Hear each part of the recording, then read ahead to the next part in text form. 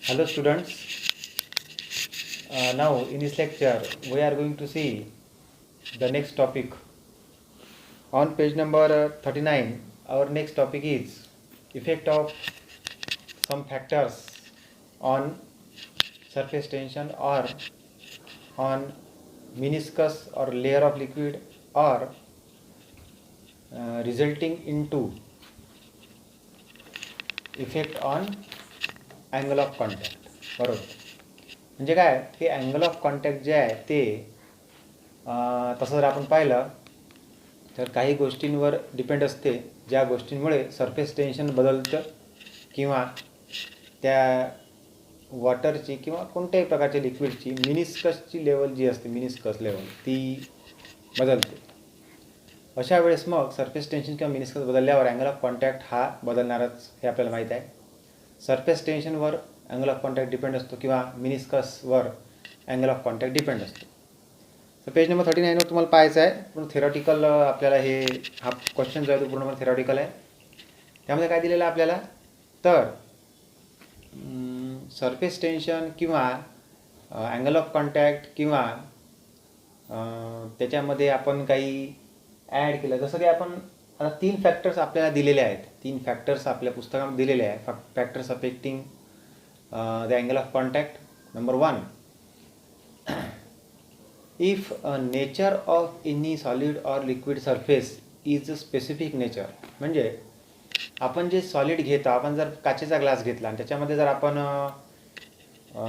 कोणत्या प्रकारचं लिक्विड टाकलं, उदाहरणार्थ आपण जर त्याच्यामध्ये वॉटर टाकलं आहे, तर वॉटर जे आहे त्याचा कॉन्टॅक्ट काचेशी आल्यानंतर त्याच्यातला जो ॲडेझिव्ह फोर्स आहे याच्यावर ह्या गोष्टी डिपेंड करतात की मिनिस्कस कशा प्रकारे फॉर्म होणार. वॉटरच्या जागेवर दुसरं लिक्विड टाकलं आपण, बरोबर आहे ना. म्हणजे nature of liquid and the solid हे आपल्याला याच्या आधीच आपण पाहिलेलं आहे. जसं आपण अँगल ऑफ कॉन्टॅक्ट शिकलो त्याच्यामध्ये ॲक्यूट आणि ऑब्च्यूस अँगल ऑफ कॉन्टॅक्ट शिकलो, त्याच्यामध्येच आपण पाहिलेलं आहे की नेचर हे कशा प्रकारे मिनिस्कसवर अफेक्ट करतं आणि मिनिस्कसवर अफेक्ट झाला की मग अँगल ऑफ कॉन्टॅक्ट नक्कीच बदलणार. म्हणजे पहिला पॉईंट जो आहे तो आपण जवळपास शिकलेलोच आहोत. कोणत्या प्रकारचं सॉलिड किंवा लिक्विड आपण घेतलं वेगवेगळ्या प्रकारचे, for given solid or given liquid angle of contact is constant, but if solid or liquid either one of its changes, म्हणजे त्यापैकी एक जरी चेंज झालं, is changed, then angle of contact is also changed. Okay. Now secondly, if any type of impurity is present in the liquid, then it will also affects the angle of contact. How it can affect the angle of contact we will see in detail later on. Number 3, if temperature of liquid is constant or solid is constant, then angle of contact between that solid and liquid interaction is constant, meniscus is constant. But if temperature changes, then also surface tension of the liquid changes. How it can be changed we will see it in detail. Now this second and third part, that is impurity and temperature, is discussed in detail in our this chapter. Now there is one table given in our chapter. In that table there are liquid solid in contact असं दिलेलं आहे बघा. त्याच्यामध्ये angle of contact दिलेला आहे. जसं pure water आणि clean ग्लासमधला angle of contact हा 0 डिग्री आहे. क्लोरोफॉर्म विथ क्लीन ग्लास आहे तर त्याच्यामध्ये क्लोरोफॉर्म टाकला आपण तर त्याचा पण 0 डिग्रीचा अँगल ऑफ कॉन्टॅक्ट आहे. नक्कीच ते पूर्णपणे प्युअर असते म्हणून आणि क्लीन ग्लास असतो म्हणून, म्हणजे सॉलिड आणि लिक्विड दोन्ही अत्यंत प्युअर असतात, एक्स्ट्रीमली प्युअर म्हणून. Organic liquids with clean glass, organic liquids पण काय असतात, पूर्णपणे शुद्ध असतात आणि क्लीन ग्लाससोबत त्याचा अँगल पण काय असेल, 0 असेल. इथर विथ क्लीन ग्लास, आता इथर जो आहे त्याच्यामध्ये थोडंफार मिक्सिंग आहे म्हणून त्याचा 16 डिग्रीचा अँगल ऑफ कॉन्टॅक्ट दिसतो. केरोसिनचा तर दिसणारच आहे 26 डिग्री, घासलेट मिश्रित असतेच माहिती आहे तुम्हाला. त्यानंतर वॉटर विथ पॅराफिन, वॉटरचा पॅराफिनसोबतचा, पॅराफिनचा जर आपण सॉलिड वापरला आणि वॉटर जर वापरला तर 160 डिग्री असतो, 107 ऑब्च्यूस मिळतो आपल्याला. सातवं म्हणजे mercury with clean glass. Mercury घेतला आपण क्लीन ग्लासमध्ये, नक्कीच तो ऑब्ट्यूस अँगल असणार आणि तो किती आहे 140 डिग्री आहे. हा टेबल थोडासा आपल्याला लक्षात ठेवणं आहे. बरोबर आहे. रिकाम्या जागेमध्ये आपल्याला विचारला जाऊ शकतो ऑप्शन्समध्ये पण. जसं आपण ऑप्शन्स रिकाम्या जागा म्हणण्यापेक्षा आता जे कन्वर्ट झालं रिकाम्या जागेला ते काय ऑप्शन्समध्ये कन्वर्ट झालेलं ते MCQमध्ये, त्याच्यामध्ये विचारला जाऊ शकतं आपल्याला. हे खाली बघा डिस्कस केलेलं आहे सेकंड आणि थर्ड पॉईंट डिटेलमध्ये. Effect of impurity and temperature on surface tension. Now as I have written here 3 main points of these impurities, effect of impurities. Number 1, if impurity is added such that impurity is soluble म्हणजे काय, जे मिश्रण होऊ शकते ज्याचं, जसं आपण पाण्यामध्ये मीठ टाकतो, साखर टाकतो, ते पूर्णपणे काय होते डिझॉल्व होते. त्याला काय म्हणू आपण सोल्युबल इम्प्युरिटी. म्हणजे आपण पाणी हे जे शुद्ध आहे त्याच्यामध्ये आपण सोल्युबल इम्प्युरिटी टाकली, जी मिक्स होऊ शकते, पूर्णपणे डिझॉल्व होऊ शकते, अशी जर सोल्युबल इम्प्युरिटी टाकली आपण, तर काय होईल की कोणत्याही प्रकारचा जो सॉलिड आपण टाकत आहोत तो डिझॉल्व होत आहे. याचा अर्थ हा झाला की त्याचे जे मॉलिक्युल्स आहेत ते याच्याच मॉलिक्युलप्रमाणे ॲक्ट करतील, त्यांच्यावर याच्याच मॉलिक्युलप्रमाणे कोहेसिव्ह फोर्स ॲक्ट होईल सारखा. अशा वेळेस ते सरफेस टेन्शन वाढवण्यास मदत करतात. कारण की कोहेसिव्ह फोर्स आणखी ॲक्ट झाला की ते त्या प्रॉपर लिक्विडचे जे मॉलिक्युल्स असतात त्यांच्या मधात जाऊन बसतात आणि दोघांनाही पकडून ठेवतात चांगल्या प्रकारे. म्हणून सरफेस टेन्शन इन्क्रीज होते. म्हणून सरफेस टेन्शन हे सोल्युबल लिक्विडचं थोडी डेन्सिटी पण त्याची वाढते आणि म्हणून ते काय होते इन्क्रीज होते. आणि सरफेस टेन्शनवर फरक पडला तर निश्चितच अँगल ऑफ कॉन्टॅक्टवर फरक पडणारच. बरोबर आहे ना. कारण की आपण पहिले डिस्कस केलेला आहे सरफेस टेन्शन या गोष्टीवर अँगल ऑफ कॉन्टॅक्ट हा डिपेंड असतो. सरफेस टेन्शन आणि त्याच्यामुळे चेंज होणारी मिनिस्कस लेवल. मिनिस्कस चेंज झाली की मग अँगल ऑफ कॉन्टॅक्ट बदलणारच. सेकंड पॉईंट बघा त्याच्यामध्ये दिलेला आहे की एखादं सोल्युबल नसणारं पण पार्टली सोल्युबल असणारं त्याला स्पॅरिंगली सोल्युबल असं म्हणतात. काही प्रमाणात सोल्युबल असते, काही प्रमाणात नसते. If any solid is mixed in a liquid which is sparingly soluble in liquid. म्हणजे काही प्रमाणात ते लिक्विडमध्ये सोल्युबल आहे असं जर असेल तर काय होईल, सरफेस टेन्शन वाढेल की कमी होईल. काही प्रमाणात डिझॉल्व झालं, काही प्रमाणात त्याच्यातच राहिलं, काही प्रमाणात त्याच्यातच राहिलं, याचा अर्थ पूर्णपणे डिझॉल्व झालं नाही. आणि जे डिझॉल्व झाले ते मटेरियल पण डिझॉल्व होणारं 100% नाही आहे. म्हणून मग ते molecules of that dissolve solid is placed or have taken place in between two molecules of that proper liquid, that host liquid we have taken. Therefore, they are not exerting the same cohesive force. म्हणजे आपण त्या दोन लिक्विडच्या दोन मॉलिक्युल्समध्ये जो cohesive force आहे त्या प्रमाणात cohesive force त्याच्या मधात जर हे मॉलिक्युल गेले तर ॲक्ट होणार नाही. आणि कोहेसिव्ह फोर्स जर कमी झाला तर निश्चितच आपली वरची लेअर जी आहे मिनिस्कस जी फॉर्म होत आहे त्याचं सरफेस टेन्शन कमी होईल. आणि सरफेस टेन्शन जर कमी झालं, कारण की हे सोल्युबल नाही आहे म्हणून, आणि सरफेस टेन्शन जर सोल्युबल नाही आहे म्हणजे पूर्णपणे सोल्युबल नाही आहे, थोड्याफार प्रमाणात सोल्युबल झालं म्हणून ते कोहेसिव्ह फोर्स त्याच्यावर त्यातला जो कोहेसिव्ह फोर्स आहे तो कमी झाला याच्यामुळे. असं जर होत असेल तर काय म्हणू आपण, त्या सरफेस टेन्शन काय झालं कमी झालं. तिसरा पॉईंट बघा त्याच्यामध्ये असं म्हटलं आहे की इनसोल्युबल लिक्विड म्हणजे इनसोल्युबल इन लिक्विड म्हणजे कोणत्याही प्रमाणात काहीच नाही, अजिबातच नाही. जसं आपण पाण्यामध्ये लाकडाचे म्हणजे भुसा जर टाकला आपण तो अजिबात सोल्युबल नाही आहे. बरोबर आहे ना. आपण प्लॅस्टिकचे काही तुकडे टाकले तो अजिबात सोल्युबल नाही आहे. कागदाचे तुकडे टाकले अजिबात सोल्युबल नाही आहे. बरोबर आहे ना. कापडाचा बारीक करून कापड जर टाकला, काही जरी आपण त्याच्यामध्ये टाकलं, थर्मोकॉल टाकलं बारीक करून आपण त्याच्यामध्ये, ते पण डिझॉल्व होणार नाही. जर आपण पाण्यामध्ये अशा प्रकारच्या काही वस्तू टाकत असू जे डिझॉल्व होणार नाही, डिटर्जंट नाही बोलत आहो मी, डिटर्जंट डिझॉल्व होते. बरोबर आहे ना. काही प्रमाणात जर अशा प्रकारे आपण त्याच्यामध्ये टाकत राहिलो इम्प्युरिटी जी अजिबात डिझॉल्व होत नाही तर काय होईल, if any type of impurity which is not dissolve totally at all in a liquid, then what will happen, then this type of impurity will decrease the cohesive force between the molecules of liquid or water, and as the cohesive force decreases surface tension also decreases.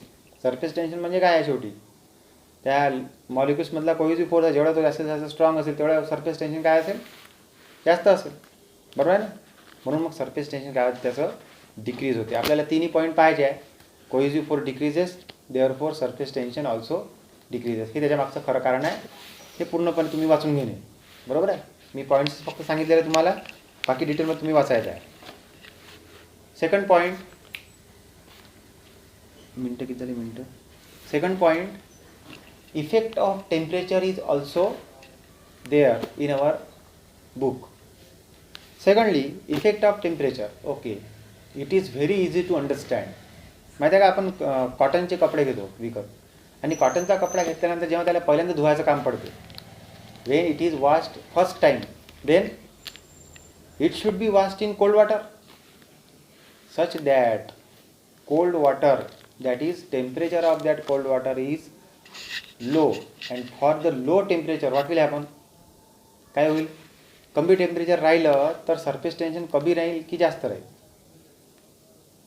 मला असं वाटते आपण जर temperature वाढवलं तर आपण आतल्या मॉलिक्युल्सला हलवत आहोत इकडून तिकडे. आपण याआधी मागच्याच वर्षी किंवा त्याच्याही आधी तुम्ही शिकलेले आहात की लिक्विड, सॉलिड, लिक्विड आणि गॅसेस तिन्हीमध्ये कंडक्शन ऑफ हीट कोणत्या प्रमाणात होतं. सॉलिडमध्ये कंडक्शन म्हणतो आपण त्याला, लिक्विडमध्ये काय म्हणतो आपण त्याला, करंट सारखं ते फॉर्म होते. लिक्विडमध्ये मागच्या वर्षी शिकलेलो आपण.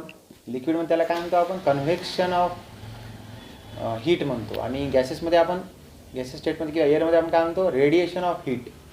That is the convection of heat. What will happen, if the temperature of the liquid increased, then number of molecules which are getting hot at the bottom will move on the surface, and the molecules from surface will move to the bottom to get heated.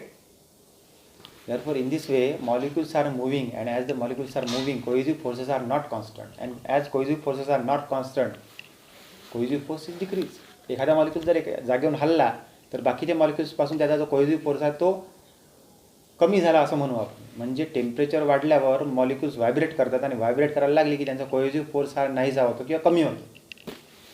Cohesive force कमी झाला तर निश्चितच surface tension काय होईल, कमी होईल. आणि म्हणून टेम्परेचर वाढत वाढत गेलं तर सरफेस टेन्शन कमी कमी कमी कमी होत जाते. आणि सरफेस टेन्शन जर कमी झालं तर काय होईल,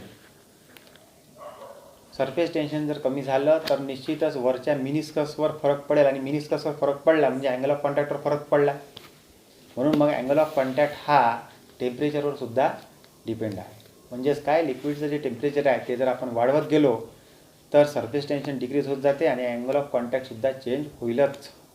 ते त्या सॉलिड लिक्विड इंटरॅक्शनवर डिपेंड करते की तो कमी होतो की जास्त होतो, ऑब्च्युस होतो की ॲक्यूट होतो. म्हणून मग कॉटनचे क्लोथ्स जे आहेत ते थंड पाण्यात धुतात, ज्यामुळे थंड असलेल्या पाण्याचं सरफेस टेन्शन हे जास्त असल्यामुळे त्याचा जास्तीत जास्त कॉन्टॅक्ट हा त्या सॉलिडशी म्हणजेच त्या कपड्याशी येत नाही. So there is no very good contact occurred in between that cold water and that cotton cloth, and therefore त्याचा कॉन्टॅक्टच जास्त आला नाही, जास्त प्रमाणात ते त्या कापडाला लागलंच नाही तर कापडावरचा कलर निघणार नाही. Therefore it is washed with the cold water. म्हणजे थंड पाणी धुतल्यानंतर काय होईल की त्याचा जास्तीत जास्त कॉन्टॅक्ट येणारच नाही. कॉन्टॅक्टच नाही आला तर वरचा जो कलर आहे त्याच्या कपड्याच्या वरचा तो निघणार नाही जास्त. जेवढा जास्त कॉन्टॅक्ट येईल तेवढा जास्तीत जास्त कलर काढेल पाणी, बरोबर आहे की. म्हणून मग ते थंड पाण्यात धुतलं जातं सर्वात पहिले, कारण सरफेस टेन्शन तेव्हा जास्त असतं.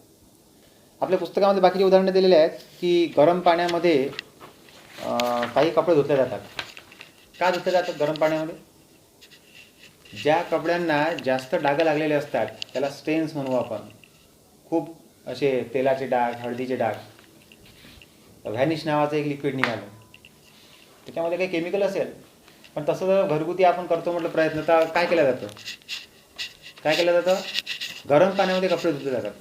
आईला विचारच तुम्ही गरम पाण्यामध्ये का धुते, मग आईने सांगितलं नाही, आईला याचं रिझन माहीत नाही, पण एवढं माहीत असते की गरम पाण्यात धुतल्यानंतर कपडे हे चांगल्या चांगल्या प्रकारे निघतात, म्हणजे त्यांचे डाग लवकर निघतात. मग आपण त्यांना सांगायचं की सरफेस टेन्शनवर त्याचा इफेक्ट होतो.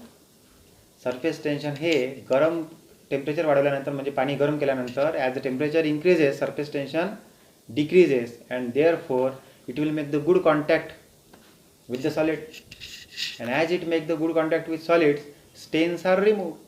म्हणजे ज्या ठिकाणी डाग आहे त्या ठिकाणी जास्तीत जास्त प्रमाणात जर पाणी पोचलं त्या धाग्यांमधून पाणी जास्त प्रमाणात जर पास झालं तर निश्चितच त्या ठिकाणी लागलेला स्टेनचा जो कलर आहे, डागांचा जो कलर आहे, तो कलर घेऊन ते निघतं. म्हणून मग गरम पाण्यामध्ये कपडे धुतात येतात, ज्यामुळे काय होते, जास्तीत जास्त डाग निघतात. लक्षात आलं तुमच्या? असे काही उदाहरणं दिलेले आहेत, तुम्ही थोडी उदाहरणं पाहून घेणे. इन केस ऑफ अजून एक उदाहरण दिलेलं आहे, मोल्टन कॉपर और molten cadmium, the surface tension increases with increase in its temperature. कधी कधी सरफेस टेन्शन जे आहे ते वाढते पण आणि कमी पण होते. सरफेस टेन्शन कमी होते, सरफेस टेन्शन कमी झालं त्याच्यातून जास्तीत जास्त प्रमाणात पाणी गेलं, म्हणून मग हॉट वॉटरमध्ये काय होते, चांगल्या प्रकारे कपडे निघतात. पण आता मोल्टन कॉपर किंवा मोल्टन कॅडमियममध्ये जर आपण पाहिलं तर सरफेस टेन्शन हे वाढते.